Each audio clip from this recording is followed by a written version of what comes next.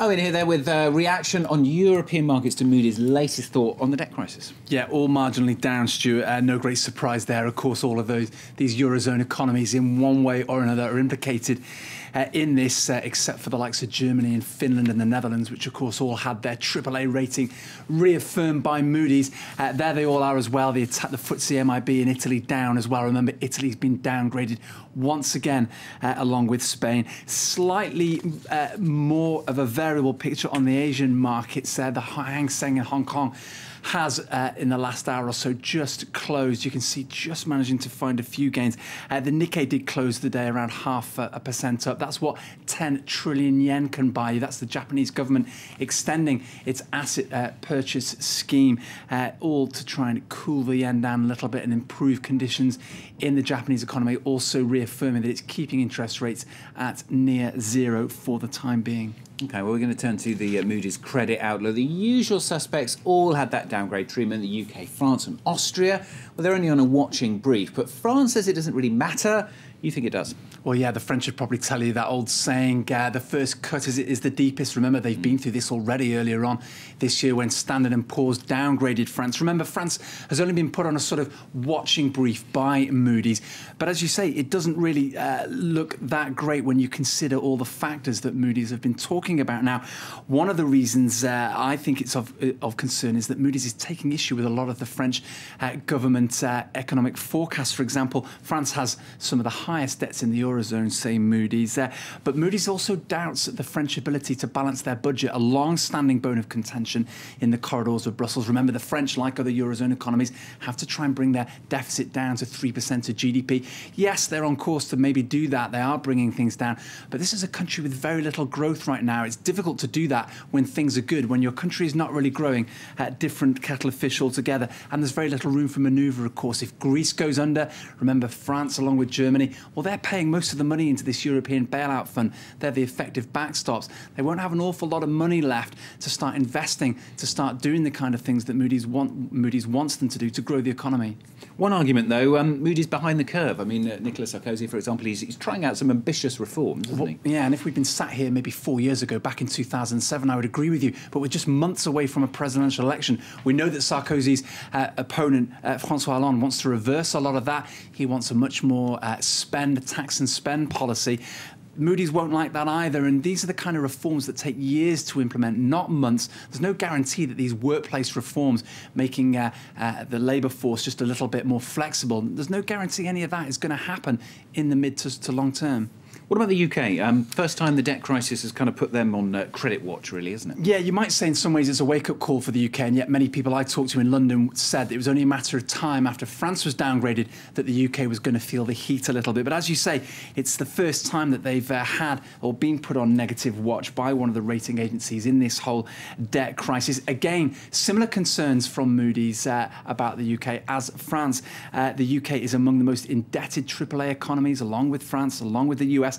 And also, perhaps most critically, Moody's disagrees with the kind of timetable the UK government's giving to reduce its own debt. Now, the UK coalition says they'll have the budget balanced by 2015. Moody's says the debt pile will only actually peak at that time. It'll take years for it to come down. So there's a real variance there between the kind of timetables they're talking about. Going to pick up a few more of the day's business stories now. Barack Obama has unveiled a new $3.8 trillion budget that includes a hotly disputed tax on the rich. The US president's spending plan includes a 30% tax on the wealthiest earners. He also calls for nearly cuts of $500 billion from the defence budget, the first such reductions since 1998. Boeing has signed off what's thought to be the biggest aircraft order ever. The US plane maker has formalised the deal first announced in November with Indonesia's Lion Air for a total of 230 new aircraft. The first planes will be delivered in 2017. The order eclipses a previous record set with Emirates last year. And L'Oréal has announced that Liliane Bettencourt is leaving the board, the heiress to the French cosmetics giant, to be replaced by her 25-year-old grandson. The announcement was made as part of the firm's fourth quarter results. L'Oréal made €2.4 billion profit. That is a 9% rise. Now, in case you've forgotten, it's Valentine's Day. I hadn't forgotten. I'll ask Owen in a minute. But you don't get a more classic expression of love than a bouquet of flowers, do you? But this year, flower producers in Colombia aren't feeling the love. Heavy rains and a strong peso have led to a sharp fall in revenues. And as US and EU economies continue to struggle, Colombian exporters need Asian clients to make up the losses. Wilting profits for the world's second-largest flower producer. Colombia's $1.2 billion industry is feeling the squeeze of the economic downturn. The field has faced various obstacles and many difficulties in the past few years. Obviously, our main markets are developed countries where there have been problems of consumption and unemployment. Around 75% of bundled bouquets head to the US alone. As the peso continues to climb against the dollar, demand is falling off. So Colombian exporters are heading east in the hopes of recovering some of the shortfall. We hope that this year is more normal, more stable. The markets recover, that we can advance in the markets like Japan and Russia. But these two markets make up less than 10% of current sales. Since the 2008 recession began, 20,000 industry workers have lost their jobs. And with flower exports for Valentine's Day expected to drop by at least 50 million, prospects for 2012 are less than rosy.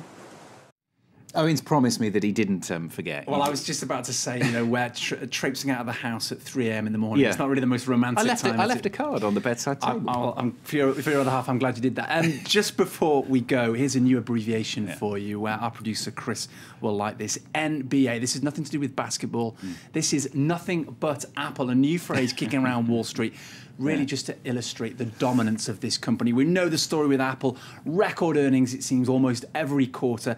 Had $7 billion worth of profits in its last earnings report.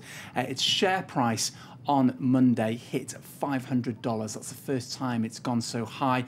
A new record for this company. Just to put it in context, over every year for the last 10 years, Apple's share price has grown around 45%. That's 4,000% return if you'd invested back in this company back if only. in 2000. If only. So enjoy that if you've invested in Apple. Fantastic stuff. Slam dunked by Apple. There you go. MBA. All right, thanks very much, Owen. He's back tomorrow morning. I'm back tomorrow morning, and Claire's got the latest after the break.